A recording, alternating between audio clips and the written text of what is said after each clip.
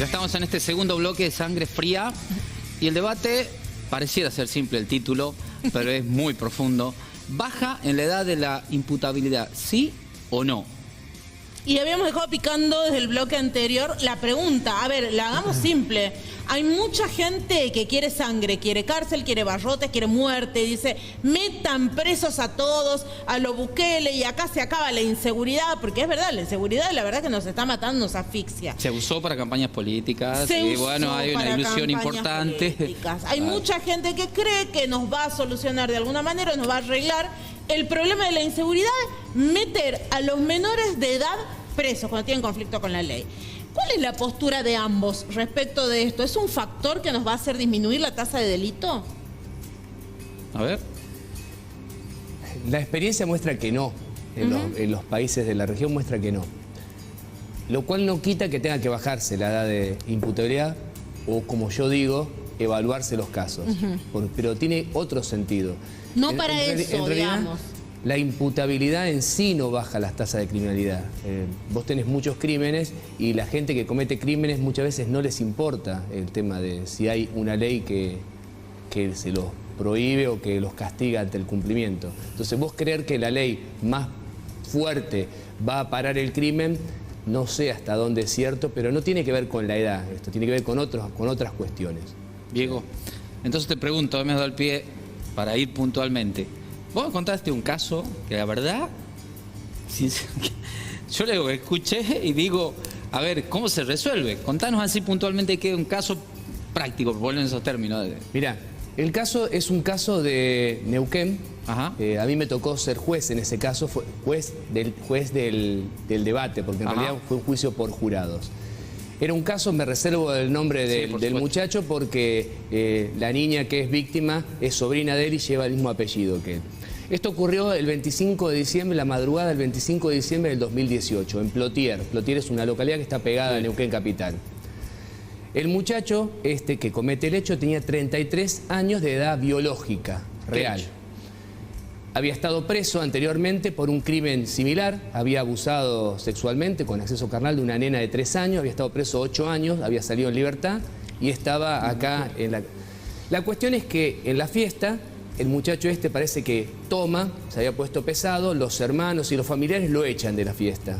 Enojado por eso, cuando se va a ir, se mete a hurtadillas a una de las habitaciones y toma un nene de 3 años que había y se lo lleva hasta otra vivienda. La madre del nene se da cuenta y salen corriendo pensando que le había podido hacer algo. Corren hasta la otra casa, que estaba a 200 metros, llegan, lo encuentran en forma flagrante, abusando del niño, un niño de 3 años, y cuando lo ven que ingresa, agarra con un cuchillo tipo carnicero y le corta la garganta al nene. ¡Ay, Dios, por Dios! El nene no muere porque lo paran ahí, una herida que la va a llevar por vida, no muere, lo salvan al nene, el nene se salvó.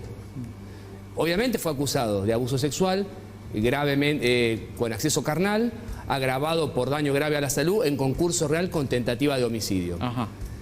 La cuestión es que cuando va al juicio no se discutía el hecho, porque el hecho era flagrante, o sea, estaban todas las pruebas ahí. Incluso hay convenciones probatorias. Para los que no saben, las convenciones probatorias que son, las partes se ponen de acuerdo y dicen, esto no vamos a discutir. No vamos a discutir que ocurrió este hecho, que él es el autor y que ocurrió esta circunstancia. ¿Qué vamos a discutir? La imputabilidad. Le hacen un examen psiquiátrico al muchacho y el muchacho tenía una enfermedad mental, un retraso madurativo grave. Tenía la mente de un chico de 14 años. Y no lo dice un psiquiatra, lo dicen varios psiquiatras. O sea, los peritos dicen que la edad de él... Que la edad mental era 14 años. Pero a la par le hacen una segunda pregunta al psiquiatra. Le preguntan, ¿comprende la criminalidad del hecho? Sí, comprende la criminalidad del hecho. Porque esto es lo que yo decía cuando hay que analizar cada caso particular.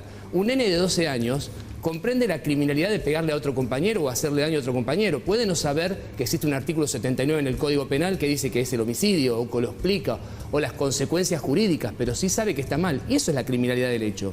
La cuestión es que al jurado se le puso a discusión si era imputable o no era imputable.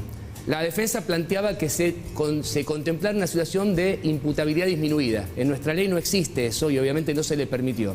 El muchacho fue condenado a 20 años de prisión. O sea, el jurado lo encontró culpable y fue condenado a 20 años de prisión. Pero acá se da una paradoja.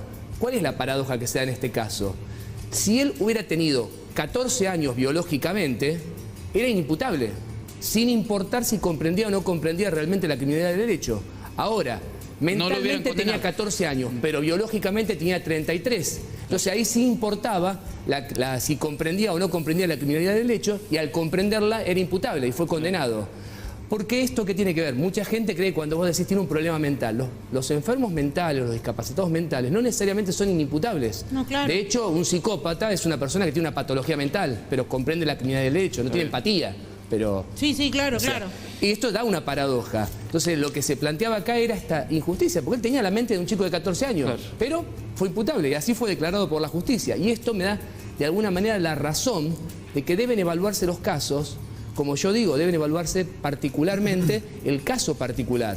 Porque yo, ¿qué creo en ese caso particular? Si realmente hubiera sido biológicamente un chico de 14 años, yo creo que también debería haber sido imputable. Porque comprendía. Porque comprendía claramente la criminalidad del derecho. Doctor Pablo Gardino. Sí, bueno, yo nuevamente vuelvo a separarme un poco del análisis del colega, que entiendo circunscribe casi exclusivamente, digamos, su opinión a un aspecto que ronda digamos, el juicio de culpabilidad de la persona, ¿no? Y para eso es determinante poder afirmar o no si esa persona estaba en las mismas condiciones que un adulto para poder discernir plenamente qué era lo que estaba haciendo y actuar en consecuencia. Sí. Es decir, digamos, se puede entender que una persona con menos madurez tiene una culpabilidad disminuida porque no tiene el mismo grado de desarrollo mental, el mismo desarrollo madurativo. Pero justamente esto lo que deja de lado es el aspecto político de qué es lo que vamos a hacer como Estado con respecto a la infancia. No. O sea, en términos generales, en términos globales, digamos, nosotros tenemos, nuestro país ha adherido a una serie de convenciones internacionales. La más importante de ellas, en cuanto a este punto, es la Convención Internacional de los Derechos del Niño, que habla de un paradigma de protección integral de la infancia. Y dentro de ese paradigma, que es como una especie de paraguas general que recubre todos los aspectos de la vida de un niño o niña o adolescente, también su relación o sus conflictos con la ley penal, es necesario evaluarlo de una manera omnicomprensiva y que tenga, digamos, como idea generadora, como idea rectora, justamente el bienestar de esas infancias. Y eso es lo que, digamos, diferencia a un niño de un inimputable.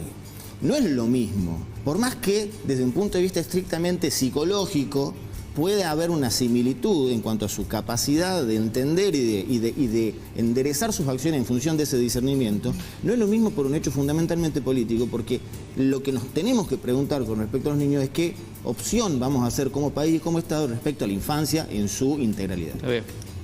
Bueno, interesante, ¿eh? La verdad que es para La verdad que nos quedó corto un programa. Sí. Tenemos 30 segundos. 30 segundos respecto a lo que... Literal, ¿eh? Una explicación muy breve de por qué yo sostengo esto. En realidad el concepto que dice que puede ser muy válido plantea una desigualdad frente a la ley. ¿Por qué plantea una desigualdad frente a la ley? Porque al niño, por tener menos de 18, le das determinados privilegios y a la otra persona, a pesar de estar en iguales circunstancias, porque cumplió la mayoría de edad, lo tratás diferente. Y esto justamente plantea que vos aplicás la ley no por el caso, no por lo que hizo, no por la responsabilidad, no por la comprensión, sino por quién es. Y eso es un problema para mí. Está bien.